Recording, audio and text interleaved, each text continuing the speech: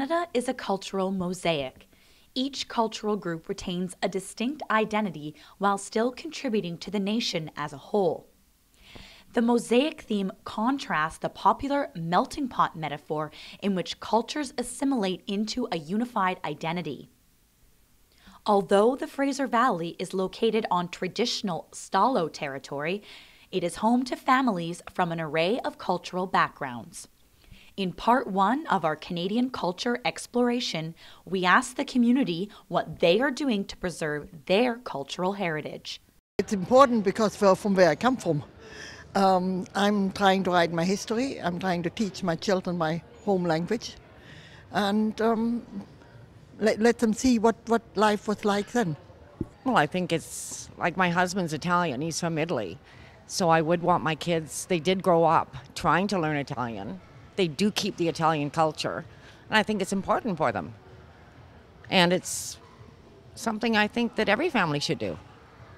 I don't know, definitely with like my parents, they still make Bannock for us at home and stuff, so they better teach me that because I love Bannock. What else do we do? I feel like even just with Christmas and stuff like that, just making sure that it's always a family event and making sure that you're always together on those important holidays, and being together as a family is really, I don't know, one of the main things that I want to keep within my family and keep passing down. I'm first generation Canadian. When I grew up, the culture, the German culture was very strong, the way we grew up, Christmas Eve, the language. But when my wife and I got married and thought, what are we going to have or show our children, it's going to have to be a blend. Realistically, it's going to have to be a blend of two different backgrounds and also adjustment.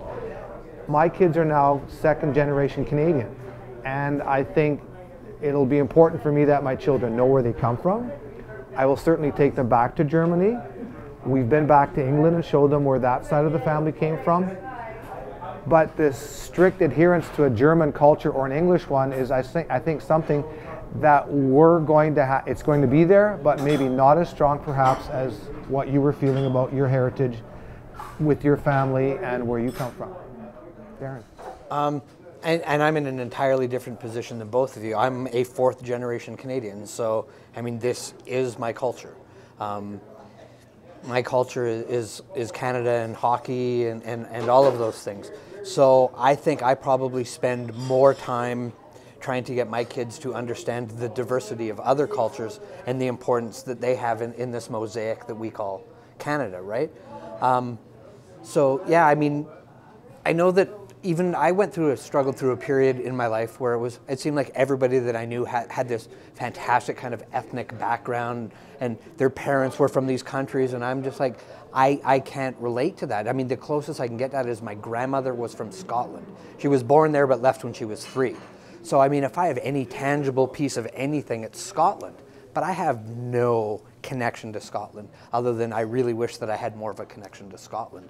So it's kind of, I think, different in that respect, certainly for me. But so Holger, how do you do it? How do you try to get your children to not just understand, but respect your culture? And it's important to all of us to preserve our culture, because it's one of the things, like I said before in my first comment, that is instilling a lot of pride in a community and in a nation that was almost obliviated, right? I mean, we were almost taken out and assimilated and lost everything, and we came that close to losing everything. But the language is strong. It's on its way back.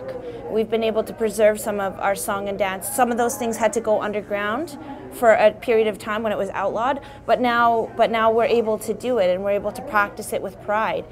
And so it's not necessarily what I'm going to do, it's just to carry on.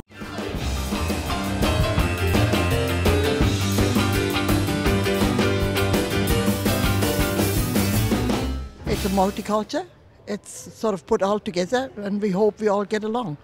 Hamburgers. I don't know. Native Indians.